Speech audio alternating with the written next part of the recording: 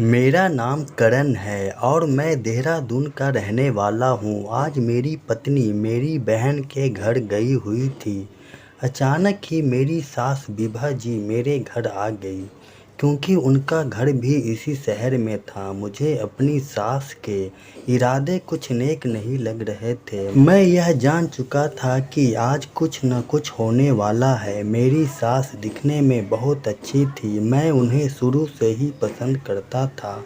शादी में भी वह मुझसे बहुत हंसी मजाक कर रही थी। मैंने कई बार नोटिस किया था कि वह मुझे बड़े ही ध्यान से देखती थी, मेरी हर बात में इंटरेस्ट दिखाती थी। वह हमेशा मुझसे कुछ ज़्यादा ही फ्री होकर बातें करती थी, लेकिन मैं अपनी पत्नी के डर से ज़्यादा कुछ कह नहीं पाता था उनसे।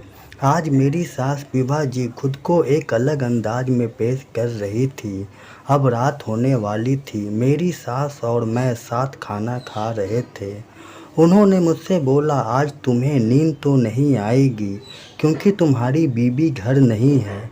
मैं थोड़ा शर्मा गया था, लेकिन उन्होंने मेरा हाथ पकड़कर थपथपा दिया और कहा, कोई बात नहीं, मैं तुम्हारा ख्याल अच्छे से रख लूँगी।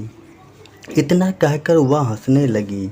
मैंने देखा कि मेरी सास मेरी ही पत्नी के कपड़े बदल ली थी।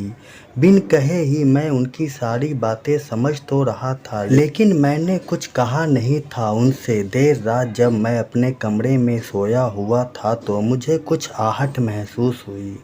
मुझे पता था कि इस वक्त कौन हो सकता है और मेरा अंदाज़ा सही ही निकला। मैं चुपचाप सोने की एक्टिंग करने लगा था। बिन कुछ कहे सुने ही खेल शुरू हो गया था। मैं भी अब कहाँ पीछे रहने वाला था। शानदार प्रदर्शन कर मैंने उनका दिल जीत लिया।